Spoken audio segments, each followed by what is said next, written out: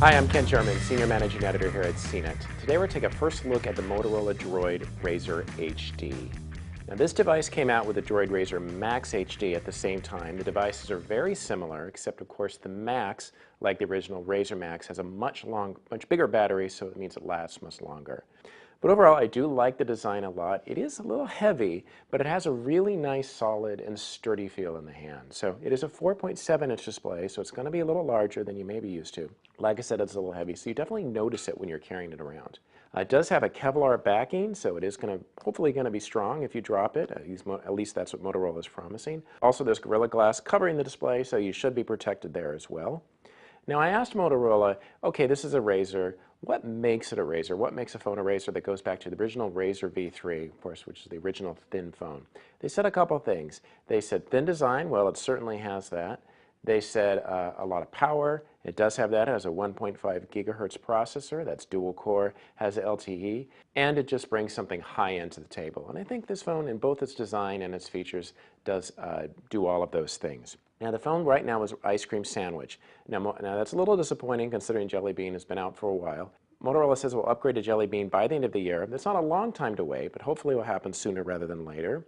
Like a lot of Android phones, you can personalize the display with all the icons you want, with folders, with widgets. You can go through different home screens. One thing I like is that if you go over to this side, you can get the access to the quick settings right there. One thing that Motorola added, now this isn't really an Android skin, so you're not going to have to sift through a lot of things, is these circles right up here in the front. So it's nice, you can see the time, you can see the weather, you can see the battery life. If you flip on them, it will go between different clock styles. Right here I have weather for San Francisco, but if I flip it, I can get Washington, D.C. Of course, I program those things. If you want, you can flip it again. You can add more cities. You can flip the battery as well to go directly to settings or to see the battery life. So I like that it shows the percentage, and I like that icon of the circle, as it gets smaller. So it just gives you an idea. Motorola says it will be up to 16 hours talk time and up to maybe over 20 hours of multi-use time. So that means you're going to maybe watching a short video, you're going through apps, you're typing, you're looking at the browser. Of course, you have the big display on if it's up to a brighter setting. If you're using a lot of GPS, if you keep using that dual-core processor, it will run down. But it's a very promising battery life. Certainly not as long as the Razr Max, but certainly more than a lot of phones we've seen. It does have an 8-megapixel camera. Of course, like I said, it has LTE. It has all the things you might expect from an Android phone and a smartphone with Wi-Fi, with Bluetooth, with organizer features.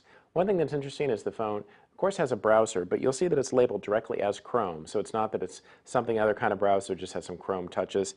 The Chrome browser does bring a couple of options. It brings tabbed browsing. Of course, you can sync it with other devices where you've signed in using your Chrome ID. So that's a nice touch. A few more elements to tell you about the design. There's a volume rocker on this side. There's a power control right above.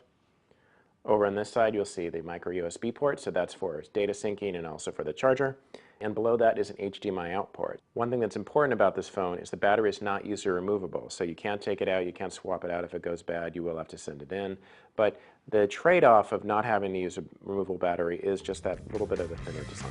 The Droid Razr HD is $199 with a contract, and the Droid Razr Max is going to be $299, so if you're interested in a little bit of a more budget device, probably the one for you. I'm Ken Sherman, here with a first look at the Motorola Droid Razr HD.